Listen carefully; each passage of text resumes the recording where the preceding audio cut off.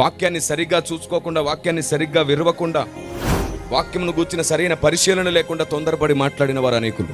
ఎవరైనా మహాప్రార్థనాపరుడు ఉన్నాడు అనుకోండి, అతను దీవిస్తే దీవెన, ప్రార్థిస్తే ఆశీర్వాదం, పలికితే స్వస్థత జరిగేంత గొప్ప అభిషేకాన్ని మోస్తున్నాడు అనుకోండి, ఇంకా ఆయన ఏం చెప్పినా గుడ్డిగా వెంబడించారనమాట అన్నాడు. కానీ ఆనాడే పౌలు అన్నాడు, పైనుండి దేవదూత వచ్చి చెప్పినా సరే పరిశీలించకుండా నమ్మొద్దు అన్నాడు. మనం పట్టించుకోలేదు అదంతా. లేఖనాలను పట్టించుకునే అంత తీరికెక్కడిది మనకి? మనకు పెద్ద లిస్ట్ ఉంటుంది. సూపర్ మార్కెట్కి వెళ్ళినప్పుడు, డీమార్ట్కి వెళ్ళినప్పుడు రాసుకుంటాం కదా సరుకుల లిస్టు. అలాంటి ఒక లిస్ట్ ఉంటుంది మన బ్రతుక్కి. ఆ లిస్ట్ అంతా పోయే వరకు దాన్నే పట్టించుకుంటాం.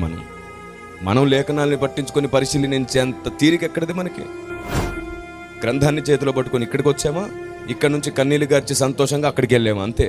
కష్టం వస్తే ఉపవాస ప్రార్థన, సుఖం వస్తే స్తుతి ప్రార్థన. ఈ రెండింటి చుట్టే తిరుగుతుంటాం కదా మనం. కష్టం వస్తే ఉపవాస ప్రార్థన, సుఖం వస్తే స్తుతి ప్రార్థన. సరిపోయింది. నలుగురికి భోజనాలు పెట్టేసి దేవుడు నన్ను దీవించాడని 3 సాక్ష్యాలతో మొత్తం అయిపోయింది భక్తి జీవితం. కానీ మీకు ఒక విషయం తెలుసా? లేఖనాన్ని నువ్వు ఎంత పరిశీలించి దేవుని ఎంత తెలుసుకుంటావో అంతగా దేవుని మనసులో నీకు చోటు దొరుకుతుంది. అప్పుడు నీ భక్తి ఉన్నతమవుతుంది.